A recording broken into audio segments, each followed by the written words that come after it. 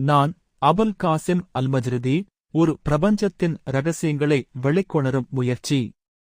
எனது பிறப்பு அந்தக் காலத்தில் அலண்டலஸின் உயிர்நாடியாக விளங்கிய மஜ்ரித், இன்றைய மாட்ரிட் நகரில் நிகழ்ந்தது.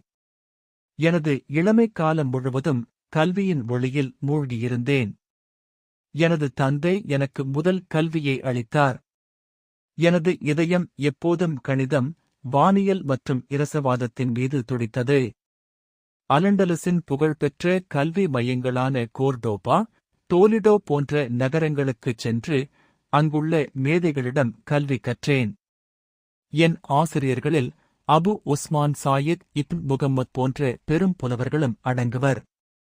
அவர்களிடமிருந்து கற்ற ஒவ்வொரு பாடமும் என்னுள் ஒரு புதிய திறவுகோலை தந்தது. கணிதத்தின் நுணுக்கங்கள், வானத்தின் இயக்கங்கள், உலோகங்களின் மர்மங்கள், இவை அனைத்தும் என்னை ஒரு மாய உலகிற்கு அழைத்துச் சென்றன.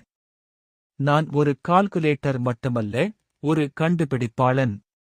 எனது வாழ்க்கையின் பெரும் பகுதியை கணிதம் மற்றும் வானியலில் ஆராய்ச்சி செய்வதற்கே அர்ப்பணித்தேன்.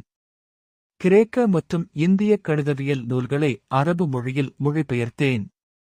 இந்த பணி இஸ்லாமிய உலகத்திற்கு அறிவியல் ஞானத்தை வெளிக்கொணர உதவியது. குறிப்பாக இந்திய கணிதவியலாளர் பிரம்மகுப்தரின் பிரம்மஸ்புட சித்தாந்தம் எனும் நூலை மொழிபெயர்ப்பதில் பெரும்பங்கு வகித்தேன். இந்த மொழிபெயர்ப்பு அரபு உலகத்தில் இந்திய எண்கணிதம் மற்றும் இயற்கணிதம் பரவுவதற்கு வழிவகுத்தது. எனது சொந்த ஆராய்ச்சிகளில் வானியல் கணிதங்களில் பல முன்னேற்றங்களை ஏற்படுத்தினேன். வானத்தின் இயக்கங்களை கணக்கிடுவதற்கான புதிய முறைகளை உருவாக்கினேன்.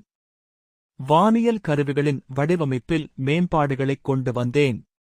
எனது நூலான ரிஜ்ஜரத் அல்-ஹக்கீக், உண்மையின் முடிச்சு, இரசவாதம் மற்றும் வேதியியல் பற்றிய ஒரு முக்கியமான ஆய்வாகும். இந்த நூலில் உலோகங்களின் பரிணாமம், கனிமங்களின் பண்புகள் மற்றும் இரசவாதத்தின் அடிப்படைகளை விளக்கினேன். நான் ஒரு அறிஞன் மட்டுமல்ல, ஒரு ஆசானும் கூட.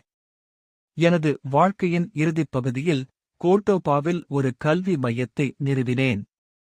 அங்கு பல மாணவர்களுக்கு கணிதம், வானியல் மற்றும் அறிவியலை கற்றுக் கொடுத்தேன். எனது கல்வி முறை நடைமுறை அனுபவத்தின் மீது அதிக முக்கியத்துவம் கொடுத்தது. நான் எப்போதும் எனது மாணவர்களை கோட்பாடுகளை மட்டும் கற்கச் சொல்லவில்லை, அவற்றைச் சோதனை செய்யவும், விமர்சனம் செய்யவும் ஊக்குவித்தேன்.